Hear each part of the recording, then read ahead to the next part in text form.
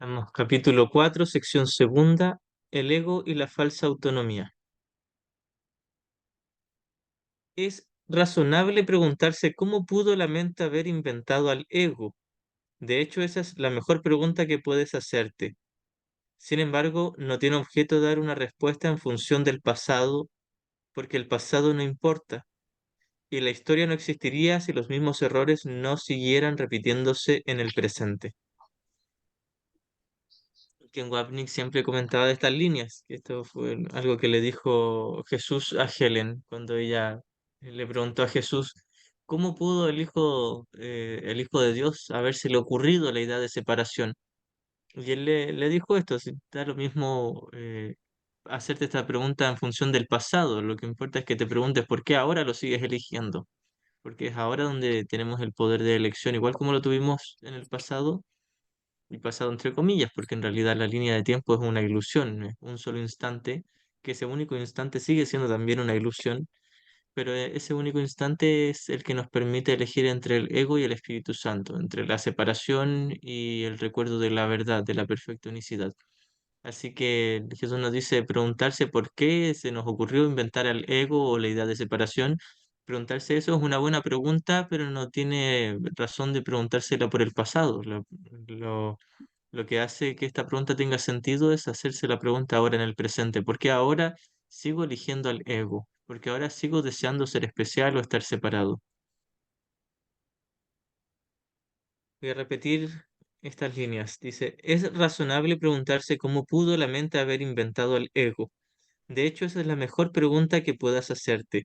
Sin embargo, no tiene objeto dar una respuesta en función del pasado, porque el pasado no importa y la historia no existiría si los mismos errores no siguieran repitiéndose en el presente. Cuando hablamos de errores es simplemente elegir pensamientos del ego. Y cuando hablamos de pensamientos del ego es un solo pensamiento en realidad, que es el ego mismo, elegir al ego.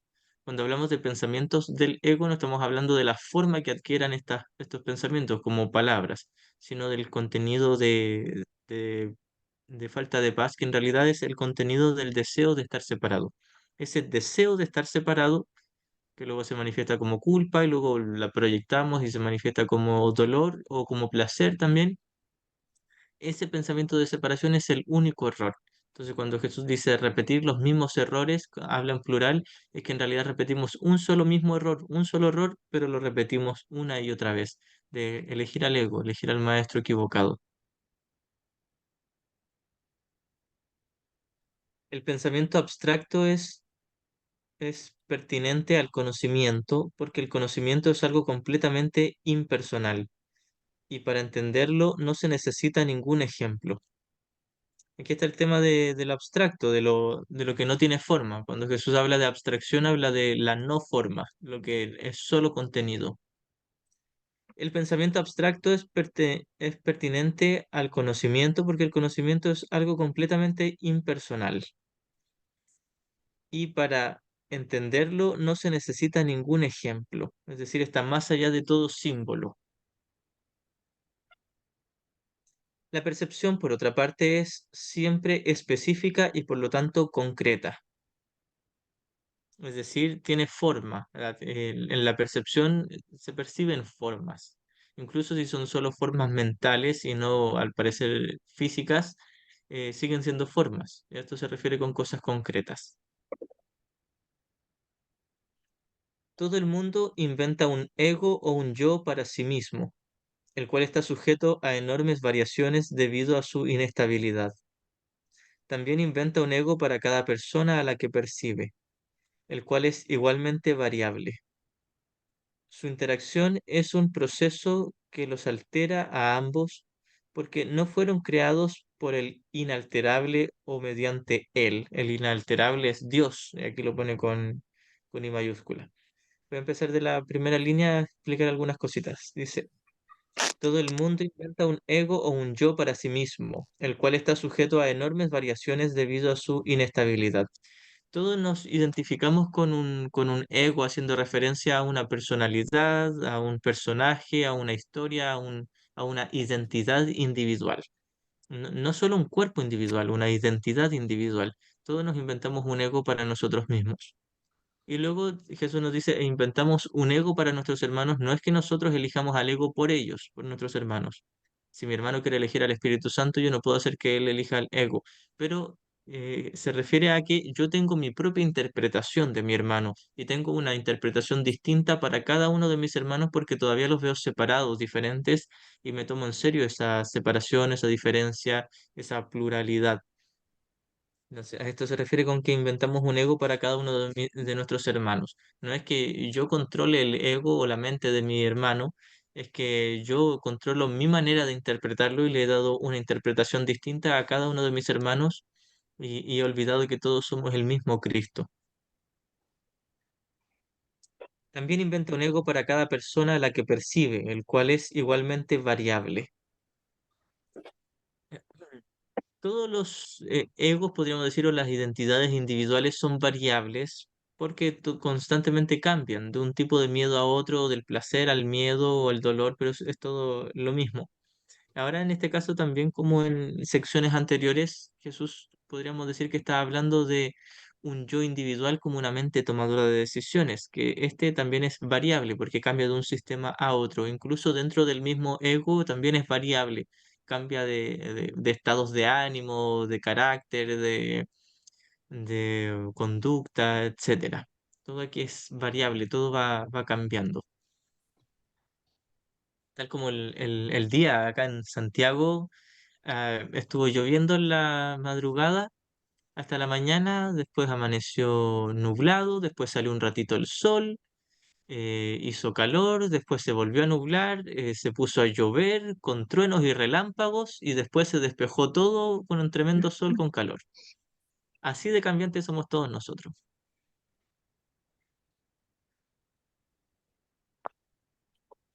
También inventa un ego para cada persona a la que percibe, el cual es igualmente variable. Su interacción es un proceso que los altera a ambos porque no fueron creados por el inalterable o mediante él.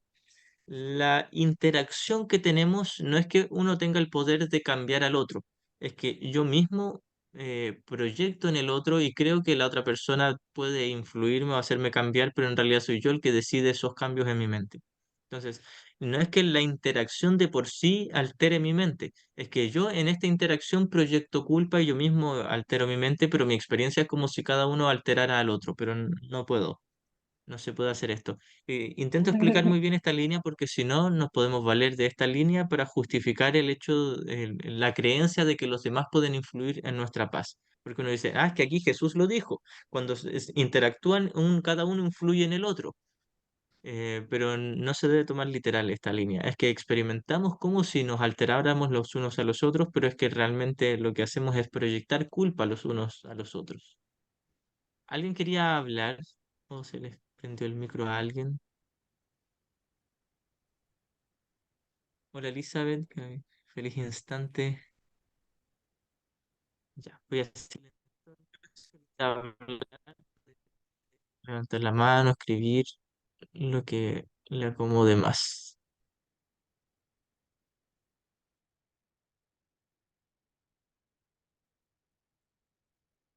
Su interacción es un proceso que los altera a ambos porque no fueron creados por el inalterable o mediante él.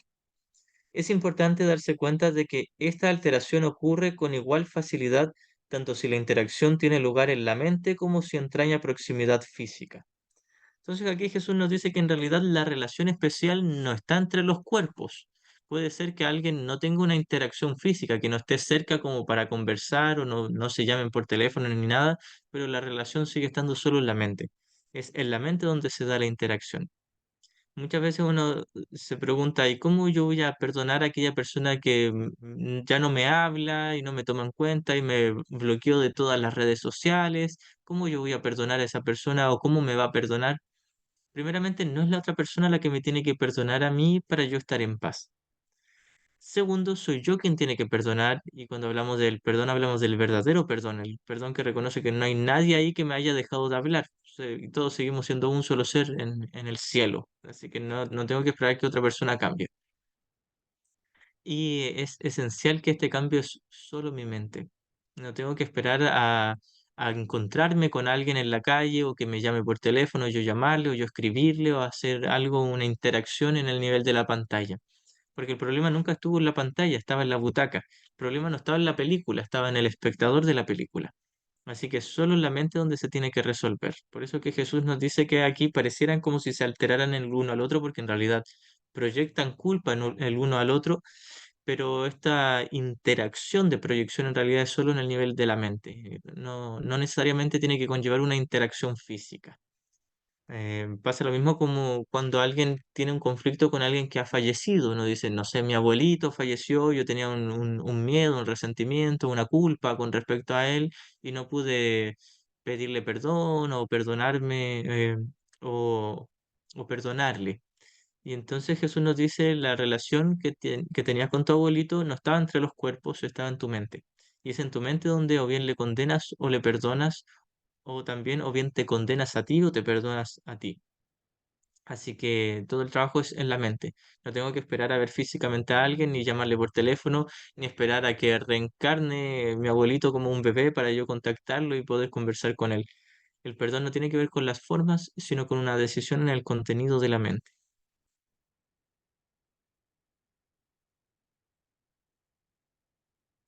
A propósito, mencioné de que uno cree que tiene que pedir perdón a los demás para poder sanar una relación. Puede ser que sea útil en el nivel de las formas, pero siempre y cuando no me lo tome en serio en el nivel del contenido. En el nivel del contenido no tenemos que pedir perdón a nadie. En el nivel del contenido solo tenemos que practicar el perdón con uno mismo y con los demás. No pedir perdón, porque pedir perdón sería exigir que la otra persona cambie, sería esperar a que la otra persona cambie. Ahora, esto no quiere decir que en el nivel de la forma uno no pueda decir te pido perdón o discúlpame. Si alguien, luego de haber perdonado y estar en paz, se ve inspirado a decir esas palabras porque puedan ser útiles para nuestros hermanos que se sientan agraviados, por supuesto que las decimos, pero lo importante es nosotros no tomarla en serio. Lo que le estamos dando es nuestro perdón. Esto es lo que deberíamos tomar en cuenta. No tengo que esperar a que los demás me perdonen para estar en paz. Yo tengo que practicar el perdón con los demás y conmigo para yo estar en paz. Porque muchas veces uno dice, no, yo ya me perdoné, pero la otra persona no me ha perdonado. Y Jesús nos dice, ¿y qué tiene? Déjalo. Deja que te odie por 1000 años más. Eso no tiene por qué influir en tu paz, a menos que tú le odies. Continuó. Es importante darse cuenta de que esta alteración ocurre con igual facilidad tanto si la interacción tiene lugar en la mente como si entraña proximidad física. Pensar acerca de otro ego es tan eficaz en el proceso de cambiar la percepción relativa como lo es la interacción física. Entonces, Jesús se vale de todo aquí, se vale de las interacciones físicas como el escenario o el salón de clases, como habíamos mencionado en el día, como tanto de las interacciones en mi mente, donde pienso en otra persona. Se vale de todo ello para practicar el perdón, porque en todo ello hemos proyectado culpa. Ahora, como dejamos muy bien claro en la sesión anterior, el perdón solo se lleva a cabo en la mente. ¿Por qué? Porque el cuerpo no puede perdonar. Es solo la mente la que puede perdonar. Ahora, la mente perdona, practica el perdón con todos los objetos, las cosas, los cuerpos, las formas, porque es ahí donde ha proyectado culpa, pero el perdón se lleva a cabo en la mente, que no tiene que ver con la cabeza ni el cerebro, lo hemos dicho muchas veces, es el tomador de decisiones. Pensar acerca de otro ego es tan eficaz en el proceso de cambiar la percepción relativa como lo es la interacción física. No puede haber mejor ejemplo que este de que el ego es solamente una idea y no un hecho. El ego no es, podríamos decir, algo real, es una ilusión. A esto se refiere con una idea, es un pensamiento falso en la mente, no es un hecho. Jesús cuando nos dice que, cuando habla de los hechos, dice hay un solo hecho y ese hecho es Dios, y lo escribe con H mayúscula. Ese es el único hecho. Dios se extiende a sí mismo como amor y crea a su Hijo, pero es parte del mismo hecho, de lo real, lo que en verdad existe. Entonces Jesús nos dice, el ego no es un hecho, es solo una idea, haciendo referencia a una falsa creencia. Tu propio estado mental es un buen ejemplo de cómo fue inventado el ego. Jesús nos dice, tienes una mente dividida y tienes mucho deseo de ser especial y de existir como alguien individual. Tu propio estado mental ahora nos dice es la manera de entender cómo fue que te inventaste al ego. Querías ser especial, quizás hace miles de millones de años, no sé cuánto tiempo habrá sido el comienzo del sueño, pero Jesús nos dice, ahora quieres ser especial. Si no estás en una perfecta y gozosa paz, entonces quieres ser especial, quieres estar separado de tu Padre. Tu propio estado mental es un buen ejemplo de cómo se inventó el ego. Cuando repudiaste el conocimiento fue como si nunca lo hubieses tenido. Repudiamos el conocimiento porque no queríamos la perfecta unicidad. En nuestra locura queríamos existir como alguien individual, ser yo mi propio creador, mi propio jefe. Hemos hablado en el capítulo anterior del el problema de autoridad. Queríamos ser nosotros nuestro propio autor, nuestro propio jefe, nuestro propio rey, nuestro propio Dios o Padre, como queramos llamarlo. Y Jesús nos dice, y ahora quieres lo mismo, siempre quieres ser tú el que se vale por sí mismo, independiente, que no necesita la ayuda de nadie. Todos esos son pálidos reflejos del deseo subyacente que sigue vigente en nuestra mente, de quiero estar separado de Dios, quiero yo ser Dios, quiero yo valerme por mí mismo. Cuando repudiaste el conocimiento fue como si nunca lo hubieses tenido.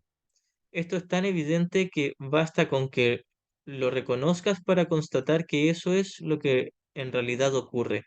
Jesús nos dice, basta con que seas un poquitito honesto para que te des cuenta de que quieres ser especial y no estás en paz con tu deseo de ser especial. Y Jesús nos dice, y mientras desees ser especial no vas a ser consciente del conocimiento, no vas a experimentar el conocimiento y esto es evidente. Jesús nos dice, mira, observa ahora mismo, pon atención, ¿eres consciente del conocimiento? No. Esa es la razón de por qué te separaste en un comienzo. Que en realidad nunca nos separamos, pero teníamos el deseo de estar separados. Queríamos existir tal como queremos ser ahora. Ken Wapnick siempre hablaba de poner atención a cómo cuidamos nuestro cuerpo. Y no es que haya nada de malo en cuidarlo, pero nos referimos a invertir mentalmente en ello. Lo alimentamos, lo lavamos, lo vestimos, eh, lo adornamos, etcétera. Y no solo nuestro cuerpo, sino que toda nuestra historia, todo lo que hacemos con nosotros, nuestra labor, nuestro trabajo, nuestra casa, nuestra familia, los demás cuerpos, a todo le otorgamos una atención como si algo, si algo malo ocurre o no me sale bien, me siento nervioso, no estoy en paz. Pasa mucho que nos preocupamos mucho por el cuerpo, nos sentimos muy gordos o muy flacos, o muy bajos, o muy altos, o muy morenos, o muy blancos, pero nunca estamos conformes con nuestra apariencia física. Y luego caemos en la tentación de espiritualizar nuestra apariencia física y decimos, no, si yo ya soy bello y soy perfecto tal como soy. Pero el cuerpo no es perfecto, está muy lejos de ser perfecto. Entonces, observemos la inversión que tenemos en nuestro cuerpo, de que queremos embellecerlo siempre y nos frustramos porque no podemos lo suficiente y luego lo espiritualizamos y decimos, no, no importa si mi cuerpo es así, todo feo, de todos modos lo amo y lo acepto tal como es.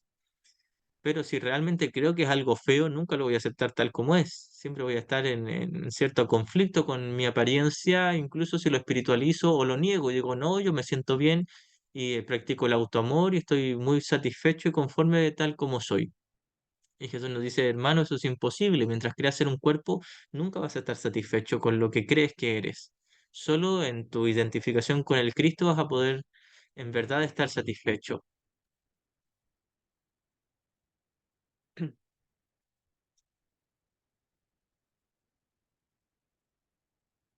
Cuando repudiaste el conocimiento fue como si nunca lo hubieses tenido. Esto es tan evidente que basta con que lo reconozcas para constatar que eso es lo que en realidad ocurre.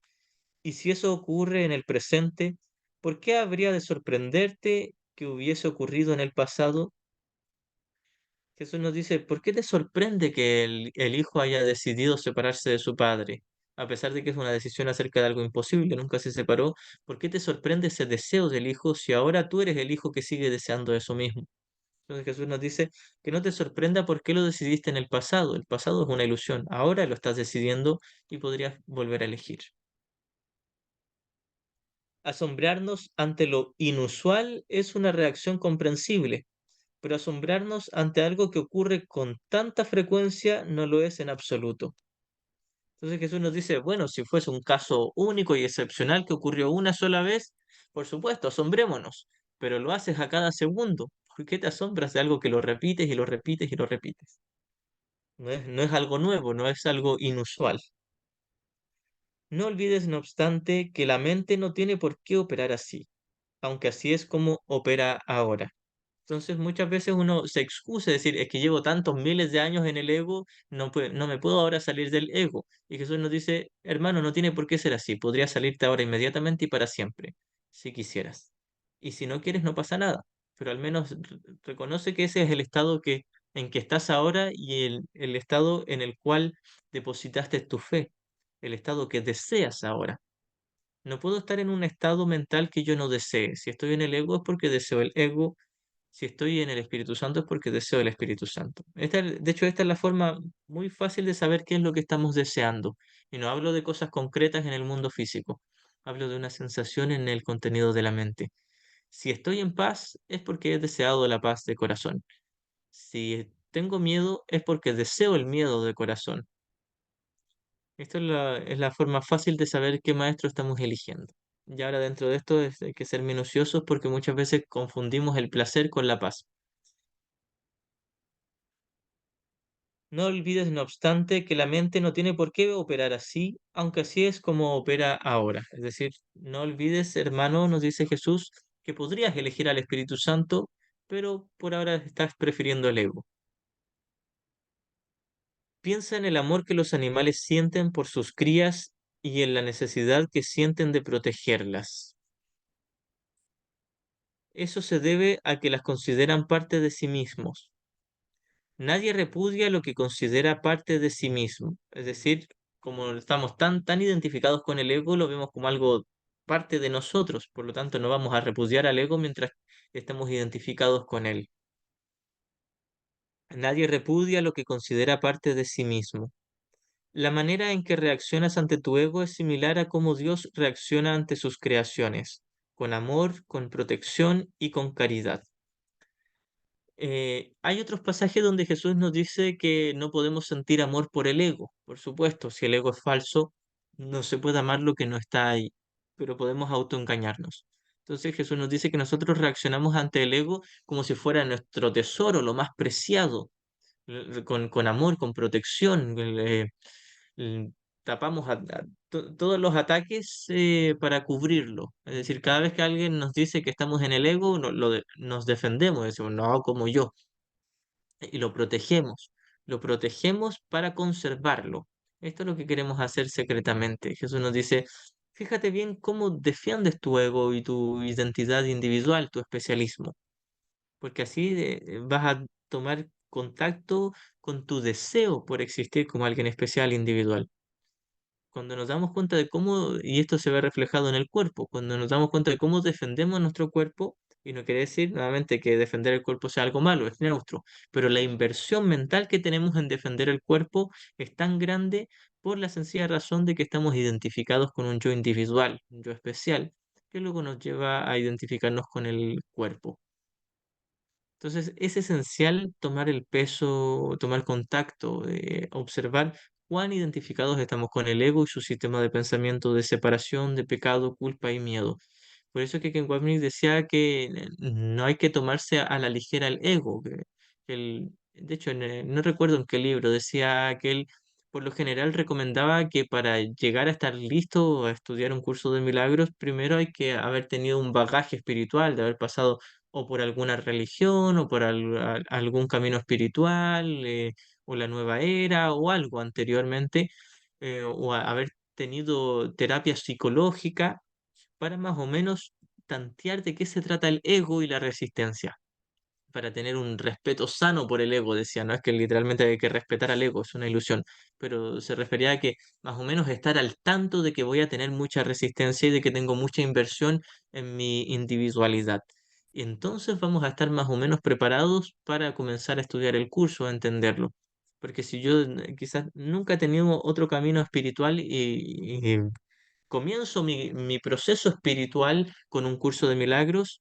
Por lo general, a aquellos estudiantes que comienzan su camino espiritual con el curso se les hace muy agobiante, muy difícil, tedioso y proyectan mucho en el curso y lo ven como algo temible, doloroso, difícil, algo que les exige sacrificio, ascetismo, etcétera. Así lo tienden a ver aquellos que abren su viaje espiritual con un curso de milagros.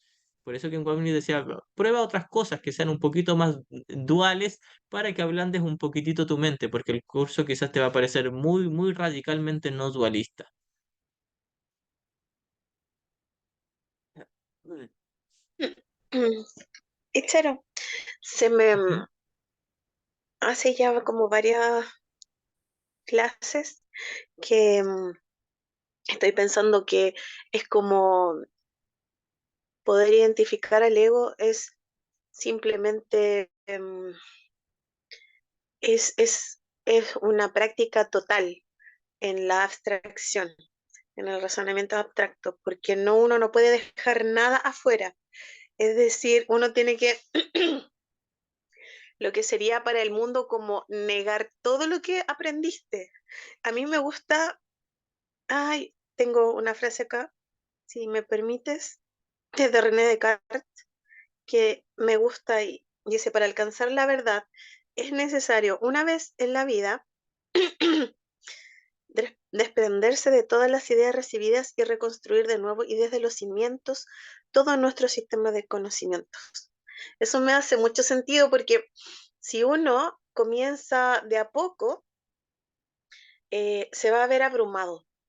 Pero si uno de una vez por todas ya decide desidentificarse, ya sea con su cuerpo, con su historia, con lo que piensa de sí mismo, eh, el proceso se hace mucho más amoroso, mucho más amable. Empiezas a ver con inocencia todas las cosas. Se elimina la historia, se elimina la ansiedad y la preocupación por el futuro y ya te sientes como esa integración, que es como dejar de lado el deseo de ser especial. Y me da mucha risa porque desde en nuestra ilusión lo único que queremos es identificarnos, es como independizarnos, tener como un color distintivo, alguna manera en que se nos reconozca, aportar con algo, pero en verdad todo eso pertenece al mundo del ego. Puede sonar fuerte porque quizás es algo que es muy esperado, pero si lo vemos como neutral y vemos como esa posibilidad, eh, de una manera mucho más general, creo que se hace mucho, o sea, es decir, lo que estabas comentando de lo que decía Ken Wapnick, que si uno tiene como algún conocimiento de la espiritualidad y todo, está bien, pero también está bien lo otro. Si no sabes nada, no importa, porque eso es solo ilusión. Entonces, como de verdad que me emociona mucho y me hace mucho sentido. Y te agradezco mucho porque por mucho tiempo sentía que no encontraba mm, como este oasis y tenía que adaptarme a lo que veía o a lo que yo sentía que veía o percibía. Y de verdad que para mí es muy liberador. Y te agradezco. También te agradezco, pues, Rita, mi hermanita querida. Muchas gracias. Y claro, es cierto, en el momento en que tomemos el curso nos va a ayudar de alguna manera, incluso si tomamos resistencia, lo abandonamos por años y después lo retomamos, la experiencia que a muchos les ha ocurrido, tarde o temprano nos volvemos a sentir atraídos por la llamada de Jesús sea cual sea el camino, incluso puede que no sea por un curso de milagros y que no le llamemos Jesús y le llamemos solo la voz interior o como queramos llamarle, sea como sea, de alguna u otra manera nos vamos a ver llamados por la voz interior para encontrar esa mejor alternativa que es el perdón, la paz, el milagro, el instante santo, el abandono de los juicios. Pero claro, si en el estado en que uno se encuentre, si lo toma con la pequeña dosis de buena voluntad, por supuesto que le va a servir el curso.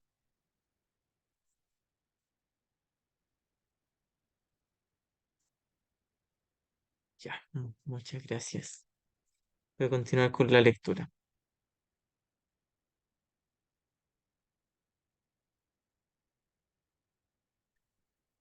Mm, Voy a retomar desde el comienzo del párrafo 4. Piensa en el amor que los animales sienten por sus crías y en la necesidad que sienten de protegerlas. Eso se debe a que las consideran parte de sí mismos. Nadie repudia lo que considera parte de sí mismo. La manera en que reaccionas ante tu ego es similar a cómo Dios reacciona ante sus creaciones, con amor, con protección y con caridad. Entonces, esto no se debe tomar literal. Jesús hace un tipo de comparación que realmente no es exactamente igual, porque Dios nos ama con un amor fuera de especialismo, con el entendimiento total, la conciencia total de unicidad. Ese tipo de amor es el que nos da nuestro Padre. Pero nosotros vemos al ego como algo muy preciado para nosotros, como nuestro tesoro, con aquello que hay que proteger y defender a toda costa. A eso se refiere Jesús. Tus reacciones ante el yo que inventaste no son sorprendentes. De hecho, son muy similares a la forma en que algún día reaccionarás ante tus creaciones reales, las cuales son tan eternas como tú. Entonces, se refiere a que le otorgamos valor a nuestras fabricaciones y a la fabricación de nuestra identidad falsa, que es el ego, la personalidad, el personaje junto con el cuerpo y la historia del cuerpo. Jesús nos dice, le has otorgado mucho valor, lo atesoras. Y Jesús nos dice, y asimismo vas a atesorar a tus verdaderas creaciones en el cielo una vez que seas consciente de ellas cuando despiertes. Recordemos que cuando hablamos de nuestras creaciones no hablamos de cosas distintas, no son como niñitos chicos, es amor, un amor totalmente abstracto. Recordemos que cuando hablamos de la abstracción hablamos del conocimiento, donde no hay forma.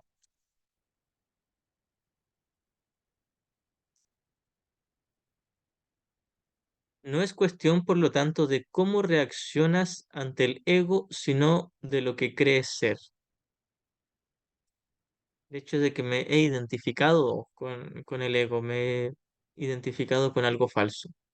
Creer que es una función del ego, creer que es una función del ego y mientras tu origen siga sujeto a interpretaciones, lo seguirás viendo desde el punto de vista del ego. Creer es una función del ego. Em, en un comienzo nos inventamos la creencia y la creencia de separación con el ego, pero hay casos donde Jesús habla de la creencia del Espíritu Santo, de creer en Dios y es estar en el Espíritu Santo. Entonces nos inventamos la capacidad de creer con el ego, así como nos inventamos la capacidad de aprender con el ego, pero luego el Espíritu Santo toma esta capacidad y la hace algo neutro y nos dice ahora creer es neutro, ahora aprender es neutro. Puedes aprender con el ego o con el Espíritu Santo, pero el hecho de creer o de aprender es algo totalmente neutro. Entonces Jesús nos dice que creer es correspondiente al ego porque así fue en un inicio. Y de hecho la mayoría de nuestras creencias son del ego. Estar en el Espíritu Santo también es creer, pero creer en la verdad. Y finalmente en el conocimiento ya no se cree en la verdad, se conoce simplemente.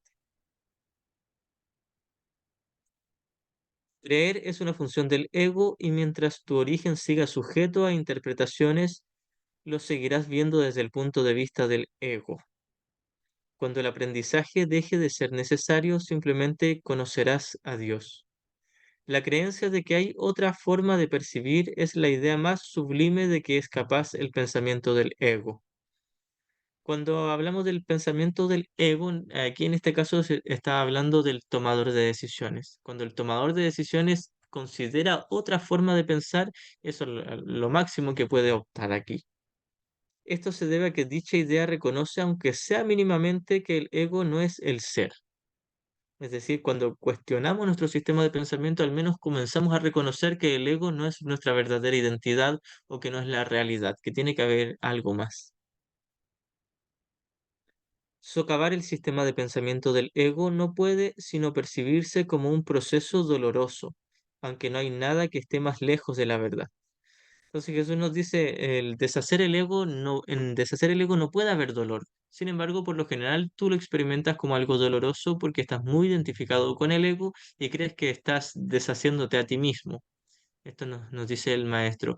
Yo creo que me estoy deshaciendo a mí mismo en mi locura porque estoy tan identificado con la individualidad, el especialismo, con el ego, que creo que deshacer el ego sería deshacerme a mí mismo. Sin embargo, deshacer el ego es deshacer el dolor precisamente.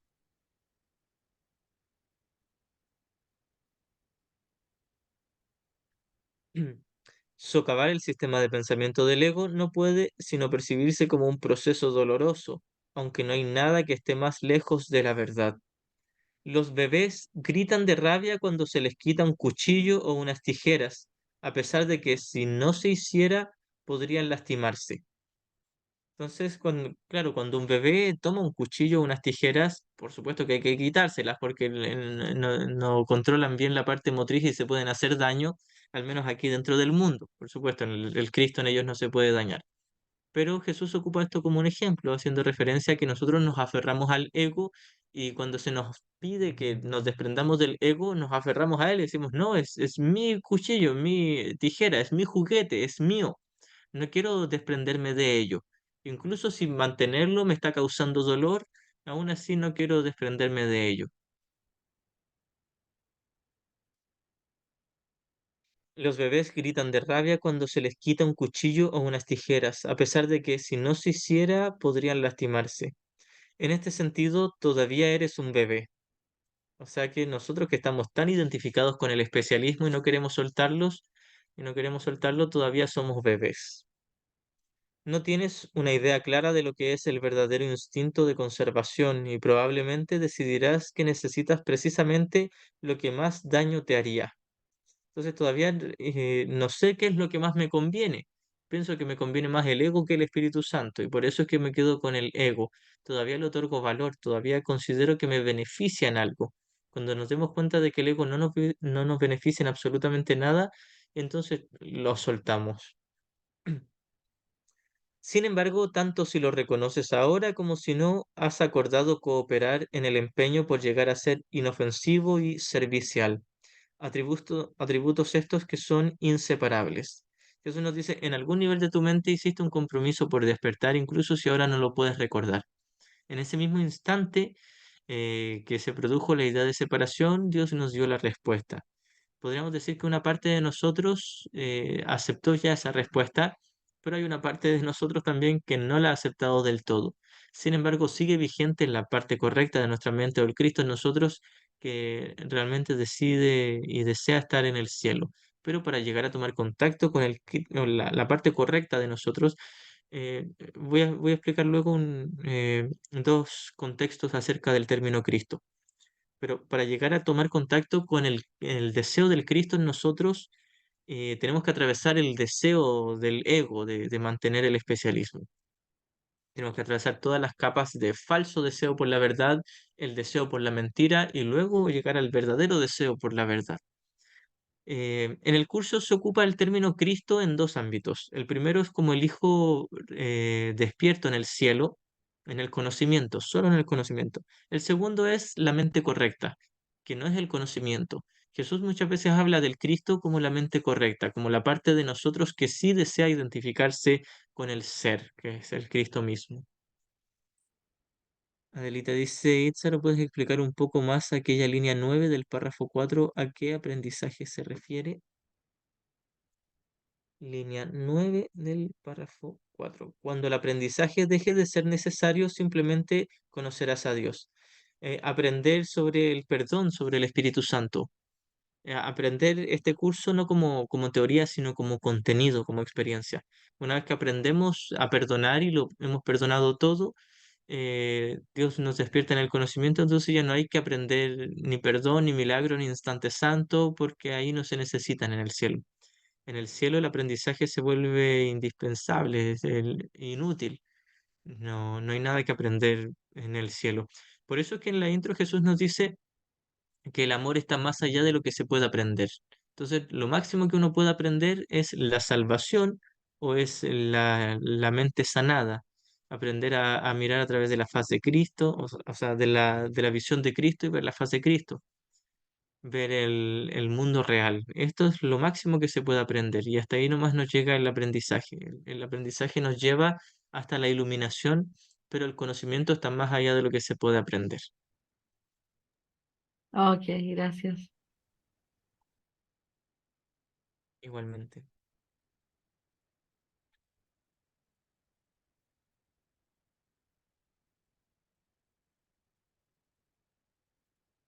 Mm. Incluso las actitudes que tienes a ese respecto son necesariamente conflictivas. Lo de llegar a ser totalmente inofensivos y serviciales. El hecho de que todos vamos a despertar, aún así nosotros lo cuestionamos.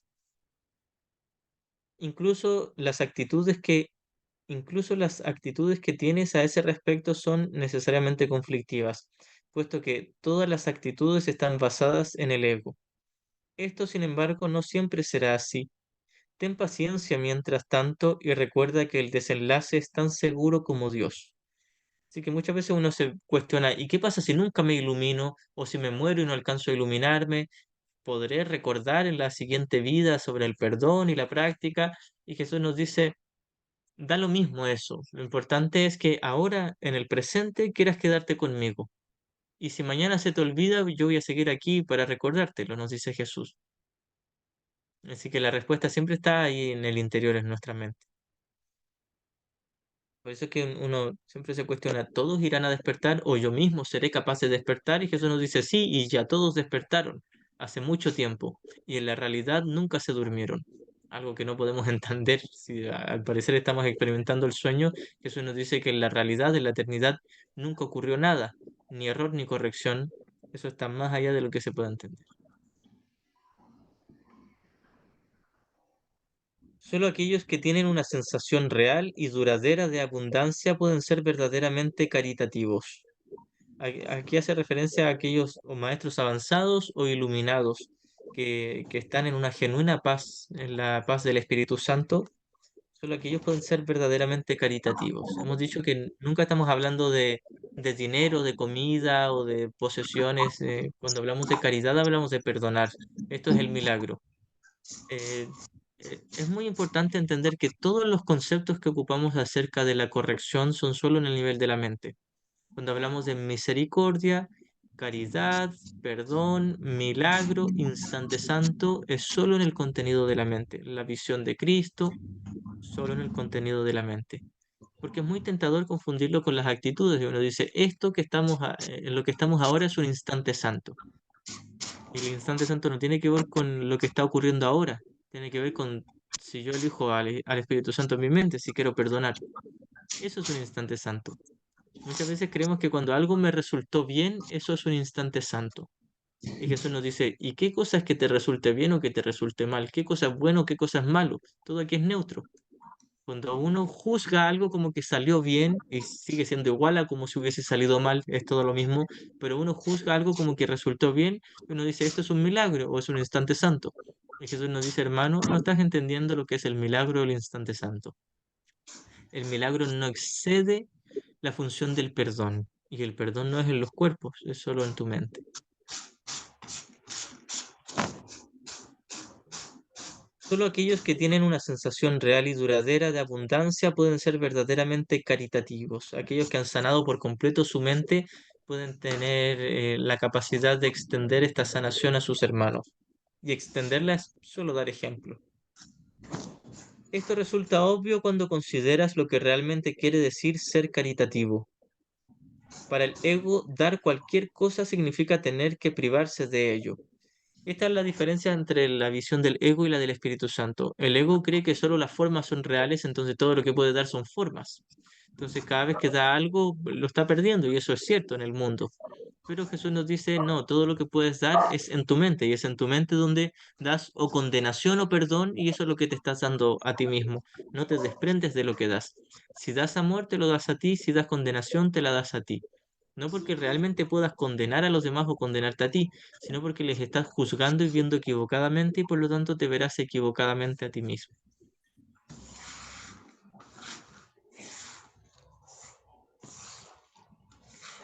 Esto resulta obvio cuando consideras lo que realmente quiere decir ser caritativo. Para el ego, dar cualquier cosa significa tener que privarse de ello. Cuando asocias el acto de dar con el sacrificio, das solamente porque crees que de alguna forma vas a obtener algo mejor y puedes, por lo tanto, prescindir de la cosa que das. Esto es lo que hacemos por lo general nosotros. Uno dice, ah, voy a donar esta cantidad de dinero porque después Dios o el Espíritu Santo Jesús me va a dar la misma cantidad o más. Y de hecho, por lo general, cuando damos algo, damos una moneda a un pobre, uno secreta o abiertamente lo hace con la esperanza de que alguien después me dé también algo. Lo hacemos como para juntar puntos o dharma, como se le llama en ámbitos espirituales. Decimos, ah, si yo hago el bien aquí en el mundo, alguien hará el bien conmigo. No necesariamente, estamos en un mundo de conflicto y de dualidad. Aparentemente ocurre algunas veces donde uno da una cantidad de dinero y después alguien más te dio esa misma cantidad o más. Ocurre, pero es otra forma de autoengañarse y hacer real el mundo, un mundo que no existe, con cuerpos que no existen, con dinero que no existe o comida que no existe. Lo importante es darnos cuenta de que el ego juzga el mundo como real y solo da con una sensación secreta de sacrificio por esperando conseguir algo, ya sea aprobación, atención, cariño, gratitud. Le doy una moneda al pobre que está en la calle esperando a que me diga las gracias. Y sabemos que esto no es verdadera caridad cuando le damos la moneda al pobre y nos mira feo y nos dice, y tan poco si tú tienes más, y nosotros nos sentimos agraviados y nos sentimos ofendidos, estábamos dando esperando algo a cambio. Si yo pudiese dar sin esperar nada a cambio, entonces tendría verdadera paz. Pero en este caso ya no sería dar la moneda, sería dar mi perdón. Solo el perdón es lo que se puede dar sin esperar nada a cambio. El verdadero perdón. El falso perdón es el que se da esperando algo a cambio. Bueno, te voy a perdonar solo si cambias. Solo si te portas bien y dejas de hacer lo que estabas haciendo, yo te voy a perdonar. Ese es el falso perdón que pone condiciones. El verdadero perdón no exige que alguien tenga que cambiar o devolverme la gratitud o lo que yo le di. El verdadero perdón solo da, porque sabe que ese dar es hacia sí mismo. Estoy yo perdonándome, yo deshaciendo mi propia culpa inconsciente. Entonces el ego lleva su atención a las formas y el Espíritu Santo al contenido. El Espíritu Santo te dice, solo hay dos contenidos, ataque o perdón. Y el Espíritu Santo sabe que solo el perdón es lo que te va a liberar de tu conflicto. Y te dice, si atacas, te estás atacando a ti mismo. No de forma real o literal, sino que estás en una ilusión de conflicto y mantendrás esa ilusión de conflicto en ti mismo. Sin embargo, por otro lado, el ego nos dice, todo lo que das aquí lo pierdes. Si tú regalas una moneda, lo pierdes. Pero no importa si lo pierdes ahora, vas a conseguir otra cosa mejor. Entonces, regala la moneda porque alguien más te va a dar también una moneda, un billete o algo. Ya sea si creo que dando algo en el nivel de las formas estoy sacrificándome verdaderamente, o si yo creo que dando algo en el nivel de las formas voy a conseguir otra cosa en el nivel de las formas y creo que eso es bueno, es el mismo ego. El ego solo da esperando algo a cambio. Incluso si sabe que no va a recibir nada a cambio, aún así lo da para sentir que está perdiendo algo y está siendo afectado y es la víctima. Entonces, esto suele pasarnos a nosotros cuando queremos demostrar que estamos haciendo algo valioso, algo útil, que estamos sirviendo. Decimos, ven, miren cómo ordené y limpié toda la casa y los demás no hicieron nada. Mira lo que hago por todos los demás y nadie me lo gratifica. Esto es lo que hacemos nosotros. Sabemos que nadie nos lo va a gratificar porque conocemos cómo son nuestros niños o a las personas con las que vivimos y sabemos que no van a estar interesados en darnos las gracias, pero aún así lo vamos a hacer para demostrar que ellos son los malos. Ellos son los malagradecidos. Lo seguimos haciendo. Ocurre mucho esto cuando nosotros queremos hacer algo por nuestra cuenta y decimos, ah, yo lo tuve que hacer solo, ni me ayudaste. Pero si hubiese estado el caso de que la otra persona se ofrece a ayudarnos, uno le hubiese dicho, no, no, quédate ahí nomás, yo lo hago. ¿Por qué hacemos ese acto amable, entre comillas, para luego tener la excusa de decir, ves, lo hice yo solo y nunca me ayudaste? Y uno le dice, pero si te ofrecí ayuda, no la quisiste. No, no, ¿cuándo? Nunca te ofreciste, yo lo tuve que hacer solo.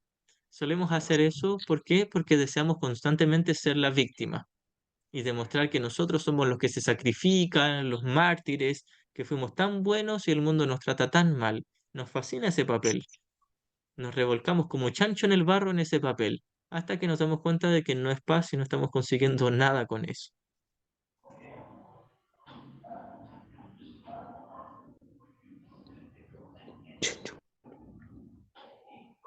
Continúa. Cuando asocias el acto de dar con el sacrificio, das solamente porque crees que de alguna forma vas a obtener algo mejor y puedes, por lo tanto, prescindir de la cosa que das. Esta es la manera en la que lo ve el ego, porque el ego lleva la atención a las formas.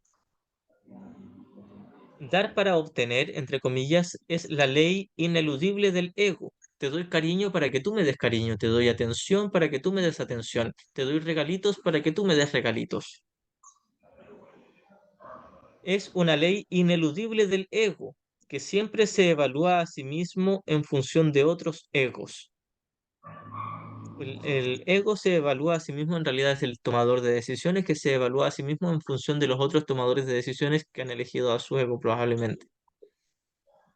Por lo tanto, está siempre obsesionado con la idea de la escasez, que es la creencia que le dio origen. El ego siempre se basa en tengo que dar algo solo si voy a recibir algo a cambio, no me puedo quedar sin nada. Tengo miedo de la escasez, pero hay un secreto deseo y atracción por la escasez porque así es como demostramos ser la víctima indefensa. Y tenemos esta obsesión de deseamos y rechazamos la escasez, deseo de estar escaso y pobre, ya sea económicamente o de amor romántico, o de familia, sea lo que sea, deseo secretamente esa escasez, esa soledad, y a la vez le tengo miedo y deseo llenar ese vacío y no tener escasez, y tengo una obsesión y una relación de amor especial y odio especial con la escasez, porque la escasez es la idea que dio lugar al ego. La idea de separación, me separé de mi padre, me falta el amor de mi padre, estoy escaso del amor de mi padre, este es el origen del ego. Y para mantener al ego y la individualidad y el especialismo, tengo que mantener la idea de escasez. Ya sea si la adoro y la atesoro o la aborrezco, tengo que hacerla real. Ya sea si le hago un ídolo de amor especial o de odio especial a la idea de escasez de cualquier tipo en este mundo que la hemos hecho real, pero en realidad es la escasez interior. Quiero que haya una escasez interior con tal de decir, existo separado del amor de Dios. Escasez. ¿Alguien quería hablar?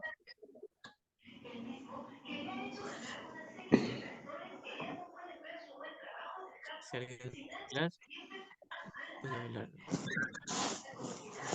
Puede silenciar. Lo que eran. Rosita María, ¿habías hablado? Se había abierto el micrófono, pero Ya. cuando se abre el micrófono es porque algo quiero hablar, me da cuenta. No, yo ¿Quieres hacer algún estaba comentario? pensando en cuanto a lo que hablaste de Itzerov, de aborrecer al conocimiento, ¿no? Y cuando uno ya, o sea, eso, ¿cuándo ocurrió? Porque yo todavía estoy como que esto del curso de milagros, un poco que recién me estoy orientando, pues porque yo vengo de otra dualidad, sobre todo grupos de pasos, que más nos hemos abocado a las emociones, las terapias. Y esto del aborrecer al conocimiento, ¿no? Ahorita no tengo la literatura en mi laptop, pero eso es lo que he entendido. Y cuando cuando aparece el aborrecer al conocimiento, y, o sea, yo tengo entendido que cuando uno aborrece al conocimiento ya está en el ego, pues, o sea, desde el ego se está aborreciendo al conocimiento. ¿no es cierto? ¿Cómo es esto un poquitito? A ver si me aclaras un poco. Gracias. Así es, aborrecer el conocimiento es adorar el especialismo, la individualidad. Así es. Y preguntarse, como decía el Jesús al comienzo de esta sección, preguntarse cuándo ocurrió no tiene mucho sentido en realidad porque es ahora, ahora está ocurriendo. Esta es la respuesta que nos da Jesús. Nos dice, es una pregunta muy buena hacérsela cuándo ocurrió y la respuesta de Jesús es ahora está ocurriendo. En realidad nunca ocurrió, pero mientras parezca ocurrir es ahora en el presente, porque si ahora en el presente yo pudiese elegir en favor del Espíritu Santo y en favor del conocimiento, finalmente me daré cuenta de que nunca hubo una separación real. Así que esta es la respuesta, es una respuesta paradójica. La respuesta paradójica es que elijo subsanar la separación para darme cuenta de que nunca ocurrió la separación. Elijo unirme para darme cuenta de que nunca me separé. Entonces, ¿cuándo se nos ocurrió la idea de aborrecer el conocimiento o desechar el amor de Dios? Podríamos decir que hace miles de millones de años, ¿no? Nadie va a saber la cantidad exacta de años, pero sí podemos saber que ahora, si no estoy en perfecta paz ahora, es que ahora estoy eligiendo lo mismo que al parecer elegí hace miles de millones de años. Entonces Jesús nos dice, da lo mismo cuando esto empezó, pudo haber empezado hace millones de años o comenzó esta misma mañana, tal vez, o está comenzando ahora en este segundo. Da lo mismo porque es ahora donde tienes la capacidad de elegir entre seguir repitiendo el mismo error de creer la separación o comenzar a sanar la idea de separación a través del perdón. Sí, gracias, Itzel. Ah, pues gracias también. Voy a terminar este párrafo.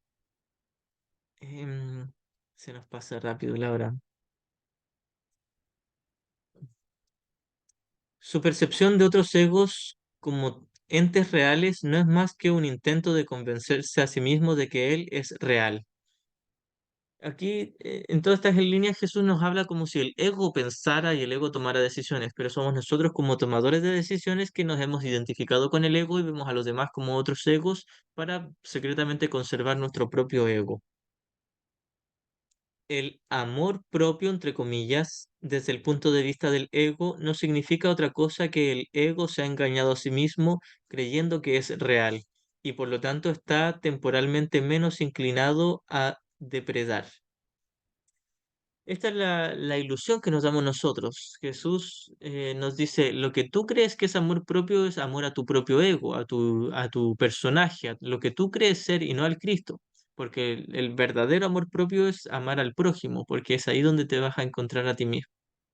Entonces, si crees que solo te tienes que amar a ti como alguien individual y separado de los demás, eso no es verdadero amor propio, es el falso amor propio o el amor propio del ego. Y nos dice Jesús, quizás por ahora, si practicas ese tipo de amor propio, entre comillas, que sigue siendo del ego, te veas menos inclinado a depredar, menos inclinado a buscar afuera, podríamos decir, o a proyectar culpa, pero secretamente lo que estás haciendo es el mismo juego, pero solo que lo manifiestas de otra forma.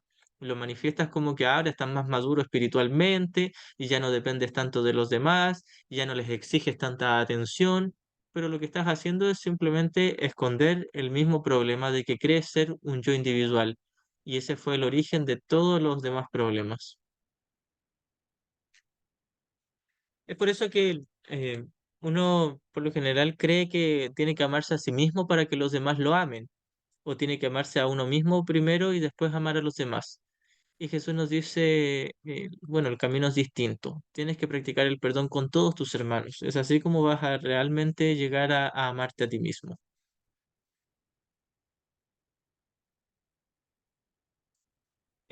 Ese amor propio, entre comillas, de nuevo, es siempre vulnerable a experimentar tensión. Término este que se refiere a cualquier cosa que él perciba como una amenaza a su existencia. Entonces, cuando yo me amo a mí mismo, intento protegerme a mí mismo y me identifico con el cuerpo, con mi personaje, con mi imagen, con mi reputación, etcétera, y la defiendo. Y cuando alguien me juzga, me critica, me ataca, yo le devuelvo el ataque por intentar proteger mi verdad, o sea, mi falso yo que yo pensé que era el verdadero. Entonces pensé que había trascendido el conflicto a amarme a mí mismo, pero en realidad estoy amando una carcasa de mí mismo, algo falso, y esto me vuelve propenso a la tensión, al conflicto, porque ahora creo que tengo que defender la idea con la que me identifiqué, que sigue siendo separación, y si creo en la separación, creeré en la culpa, la voy a negar y la voy a proyectar en mis hermanos.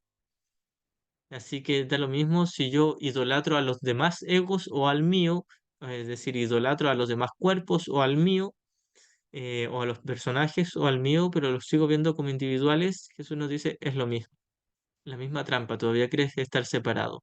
Hasta que no perdones a todos tus hermanos y no veas la faz de Cristo en cada uno de ellos, no vas a conocer lo que es el verdadero autoamor o el amor propio.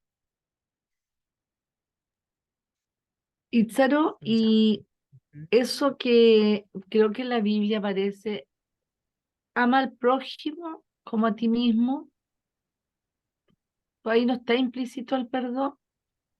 Sí, pues, está. Exactamente, ese fue el mensaje original de Jesús. No hay duda que eso en verdad lo dijo Jesús. Independiente de las palabras con las que se formule, claro, si uno dice amar o perdonar, es al prójimo al que debemos practicar, en el que debemos practicar este tipo de perdón.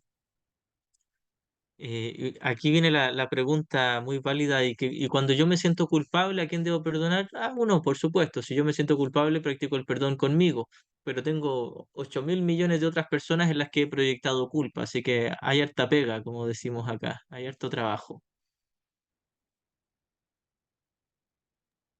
Bueno, sí. Si alguien más tiene alguna preguntita, la aclaramos, si no, dejamos hasta aquí. Eh, terminamos el párrafo 6 de la sección segunda. Hermanito, yo tengo una Ujú. pregunta.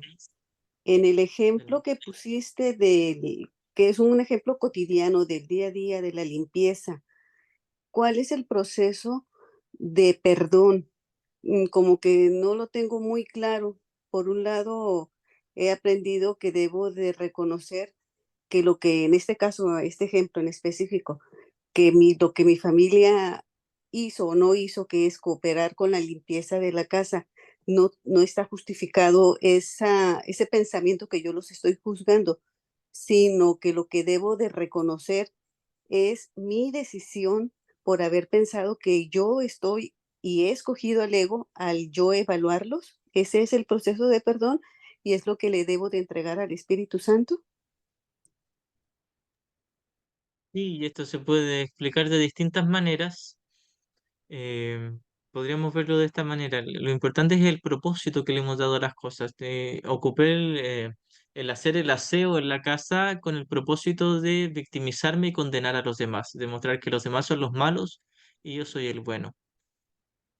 A la vez también puede ser que lo hice como para conseguir algo, para que los demás me traten bien. Ay, qué buena persona eres. Sí, yo lo hice por ti con mucho cariño y para que los demás me devuelvan la gratitud.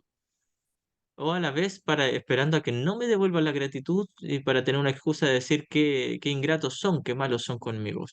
La cosa es que el propósito fue ocuparlo como un ídolo de amor especial donde hago algo por los demás y ellos van a hacer algo por mí, o de odio especial para que espero a que nadie haga algo por mí y nadie me lo retribuya para tener una excusa de atacarles y de ser yo su víctima.